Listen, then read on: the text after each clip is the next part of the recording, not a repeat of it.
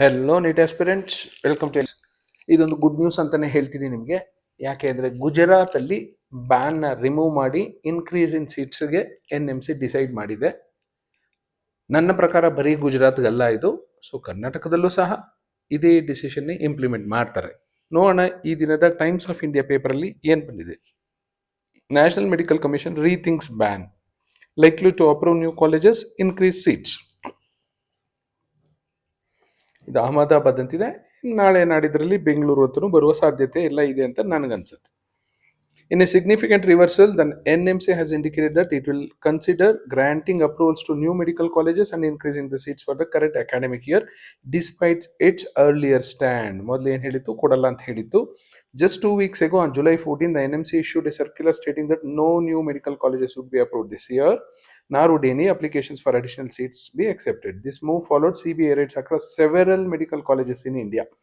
ಕರ್ನಾಟಕದಲ್ಲಿ ಬೆಳಗಾವಿಯ college, which expose serious irregularities in infrastructure, staffing and admission process.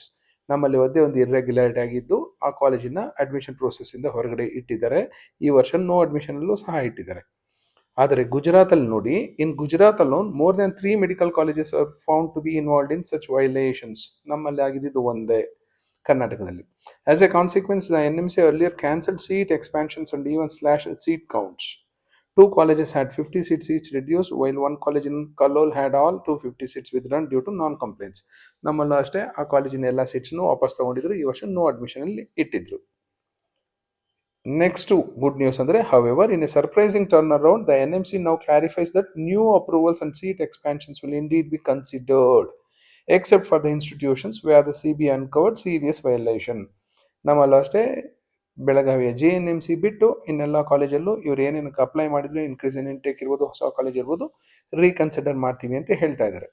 This policy change opens the door for substantial growth in Gujarat's medical education capacity.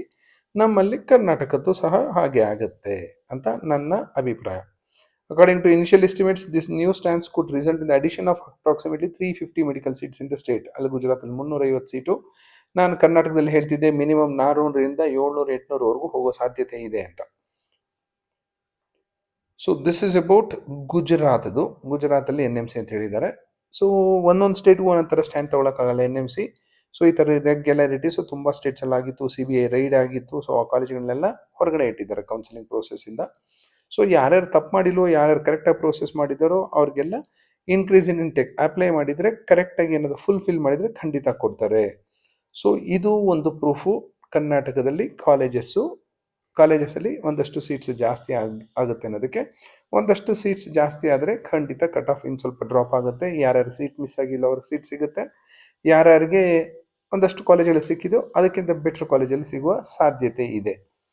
So ಇದು ತುಂಬ good news ಅಂತ ನಿಮ್ಗೆ ಹೇಳಕ್ಕೆ ಇಷ್ಟಪಡ್ತೀನಿ.